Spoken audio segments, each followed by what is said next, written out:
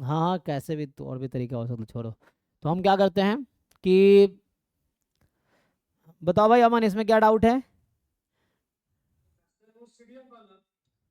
हैं? हाँ, उसमें क्या पूछना है? सी में क्या होता है, ये जो सी दे रखा है, तुम्हें सीडीएफ की प्रॉपर्टी पता है? सीडीएफ की चार प्रॉपर्टी क्या क्या होती है? सीडीएफ की जो चार प्रॉपर्टीज होती है वो क्या है?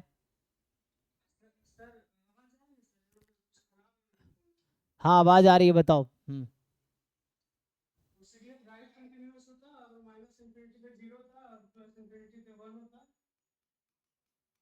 और नॉन डिक्रीजिंग होगा, तो यहाँ एफ नॉन डिक्रीजिंग है, यही यूज कर लो, इससे आंसर आ जाएगा इसका। So F is non decreasing. Non decreasing क्या होता है? नॉन डिक्रीजिंग ना। तो नॉन डिक्रीजिंग का क्या मतलब होता है कि अगर मान लो A less than B less than C है एग्जाम्पल के लिए, तो ऐसा होगा कि C D F at B less than equal to C D F at C less than equal to C D F at A. ये इसका मतलब है, अगर मैं लिख के बताऊं तुम्हें तो। सो जो नॉन डिक्रीजिंग का मतलब ये हुआ कि ये नॉन डिक्रीजिंग है, एफ अगर नॉन डिक्रीजिंग है तो मतलब ऐसा होना चाहिए। अब ये ठीक है ना, तो उससे सी एक रेंज में आ जाएगा। हाँ, तो सेम नहीं आएगा। वन माइनस ई की पावर माइनस वन होगा उधर, इधर होगा वन माइनस ई की पावर माइनस टू, तो उसके बीच में लाई करेगा वो। ठीक है, क्योंकि एक्स तुम्हारा वन टू के बीच में है ना।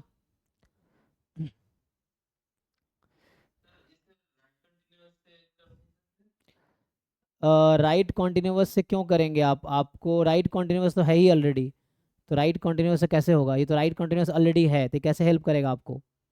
कैसे करोगे बताओ? राइट कॉन्टिन्यूअस से कैसे आंसर आएगा?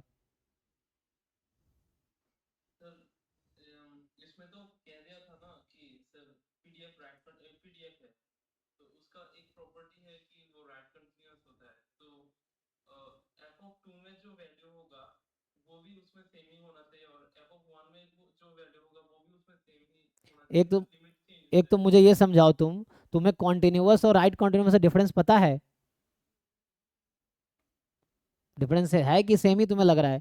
तुम्हें लग रहा है कॉन्टिन्यूअस फंक्शन और राइट कॉन्टिन्यूअस फंक्शन सेम होता है तुम्हारे हिसाब से, हाँ या ना?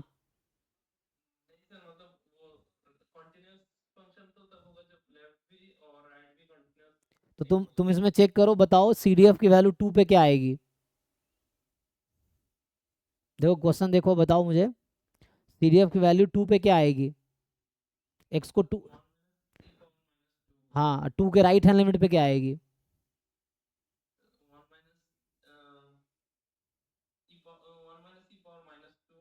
तो सी कैसे निकलेगा फिर?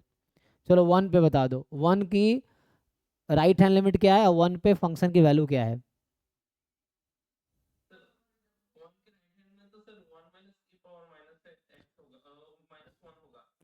अरे भाई, तुम्हें left limit right hand limit का डिफरेंस पता है कि नहीं पता? राइट हैंड लिमिट क्या होता है? वन की राइट हैंड लिमिट वन से ज्यादा होगी, वन से कम होगी? फिर तुम कैसे कह रहे हो कि वन माइनस की पर माइनस वन हो जाएगा?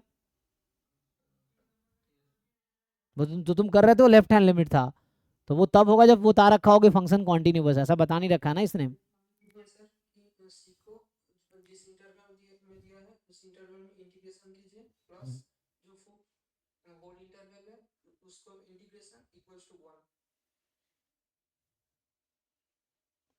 इंटीग्रेशन इक्वल टू वन मतलब?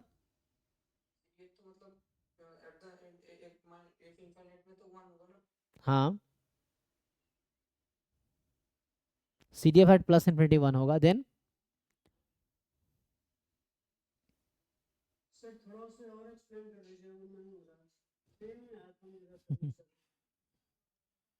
देखो, नहीं नहीं, एक्सपोनेंशियल का नहीं होगा ये। तो यहाँ पे जो है, अब मैं ये बोलना चाह रहा हूँ, देखो, एक्स की वैल्यू अगर मैं बोलता हूँ कि इसने तुम्हें सी क्या दे रखा है, वन और वन से ज़्यादा है, ठीक है ना? तो यहाँ पे चलो मैं तुमसे ये पूछता हूँ कि what is value of C D F at one and what is value of C D F at two? ये तो क्वेश्चन में हम इजीली निकाल सकते हैं देख के। तो वन पे क्या है? तो 1 पे तो c हो जाएगा, और 2 पे क्या है, 1 माइनस ई की पावर माइनस 2 है। और अगर मैं पूछूं कि 1 के लेफ्ट हैंड लिमिट पे क्या है, C D F of 1 minus कितना है, ये है 1 माइनस ई की पावर माइनस 1, यही है ना। C D F at 1 plus भी सी ही है, ठीक है ना। तो यहाँ से तुमसे अब क्या पूछा जा रहा है कि सी क्या होगा, तो मैं ये बोलना चाह रहा हूँ कि सी डी एफ जो सी है ना 1 पे है। तो अब मैं तुम्हें ऐसे बता देता हूँ, 1 is more than 1 minus less then 2, ऐसा लिख सकता हूँ मैं। तो ये वाला लगाओ तरीका। तो C D F at 1 minus less than equal to C D F at 1 less than equal to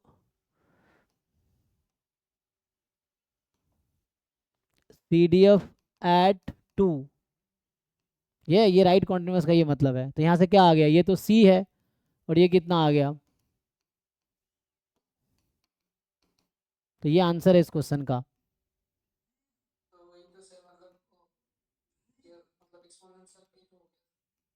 नहीं, कैसे तुम्हें लगता है, एक्सपोनेंशियल का सीडीएफ क्या होता है। मान लो x है exponential lambda, so what is CDF of x।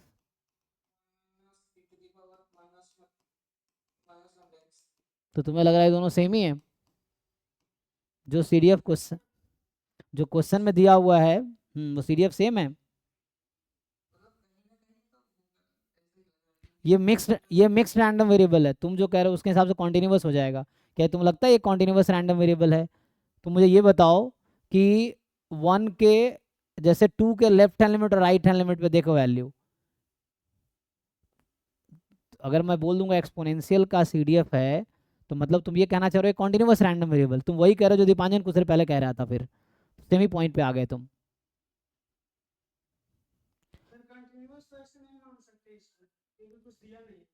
ठीक है ना। तो अगर तुम बोलते हो कि एक्सपोनेंशियल का सीडीएफ है तो कॉन्टिन्यूस हो जाएगा, फिर तो कॉन्टिन्यूस रैंडम वेरिएबल हो गया। तो कॉन्टिन्यूस रैंडम वेरिएबल हो गया तो कॉन्टिन्यूस हो गया, तो उससे कॉन्ट्रडिक्शन आ जाएगा। चलो मैं एक्सपोनेंशियल दिखा देता हूँ, कॉन्ट्रडिक्शन नहीं आ जाएगा। एक तरीके से सी की वैल्यू आएगी 1 माइनस ई की पावर माइनस 1, और दूसरे तरीके से आएगी ई की पावर माइनस 2।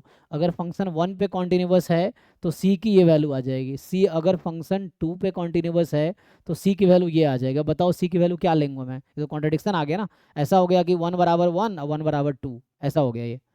या 1.5 is equal to 1, 1.5 is equal to 2, ऐसा कह रहे हो तुम।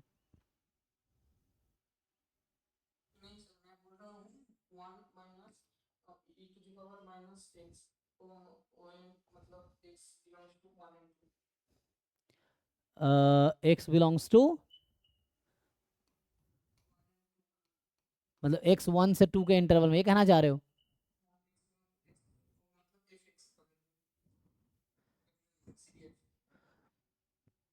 किस पॉइंट पे सी की वैल्यू बोलना चाह रहे हो तुम, ये एफ। तो कैसे निकालो, मतलब तुम क्या कहना, सी यहाँ डज नॉट एग्जिस्ट होगा, क्या कहना क्या चाह रहे हो, सी क्या होगा। क्वेश्चन ये है, क्वेश्चन तुम्हें पता है, क्वेश्चन देखा है तुमने, क्वेश्चन पढ़ लो पहले ठीक से एक बारी। मैं कह रहा हूँ ये मिक्स्ड रैंडम वेरिएबल है, ये जो दे रखा है वो मिक्स्ड रैंडम वेरिएबल है, कॉन्टिन्यूस भी नहीं है, डिस्क्रीट भी नहीं है। तुम्हें सी की ऑल पॉसिबल वैल्यू बतानी है कि सी क्या हो सकती है। तो see you can choose any one constant from this interval, इस इंटरवल के बीच का कोई भी एक कांस्टेंट चूज कर सकते हो। और ये जो सीडीएफ गिवन है वो एक मिक्स्ड रैंडम वेरिएबल का सीडीएफ है। ग्राफ बना के देख लो, समझ आ जाएगा ना। तो अगर तुम ग्राफ बनाओगे तुम्हें दिख जाएगा ये आंसर है इस क्वेश्चन का, पहले पार्ट का आंसर ये है, ठीक है ना। सो फर्स्ट पार्ट का आंसर ये है कि सी की वैल्यू इस इंटरवल में होगी, सी एक फिक्स कांस्टेंट है जो इस इंटरवल में बिलोंग करेगी। सी का कोई यूनिक वैल्यू यहाँ नहीं मिलेगा, you can choose any value of C from this interval. इसको डेसिमल में कन्वर्ट कर लो तो आपको दिख जाएगा रेंज क्या होगा, ठीक है ना। और उसके नहीं नहीं, वो सी के टर्म में ही आएगी। देखो जो क्वेश्चन वेरिएबल, जो वेरिएबल क्वेश्चन में ऑलरेडी यूज्ड है ना, तो तुम उसी वेरिएबल के टर्म में आंसर बताओ, कोई प्रॉब्लम नहीं है। तो आंसर सी के टर्म में ही आएगा। तुम्हें पता है ना how to find probability using CDF, जानते हो। तो लगाओ, ये है। पहले पार्ट ने पूछा था सी क्या क्या हो सकता है, तो सी बीच में कुछ भी हो सकता है। अब सेकेंड पार्ट में जब प्रोबेबिलिटी निकालोगे तो उसका आंसर सी के टर्म में ही आएगा, ठीक है ना, क्योंकि सी की कोई यूनिक वैल्यू तो है नहीं कि तुम पुट कर दोगे, तो आंसर सी की जो भी वैल्यू होगी तो सी के टर्म में ही आंसर आएगा सेकेंड पार्ट का। ओके, तो तुम उसका आंसर सी के टर्म में ही बताओ, ठीक है। नेक्स्ट जो है कि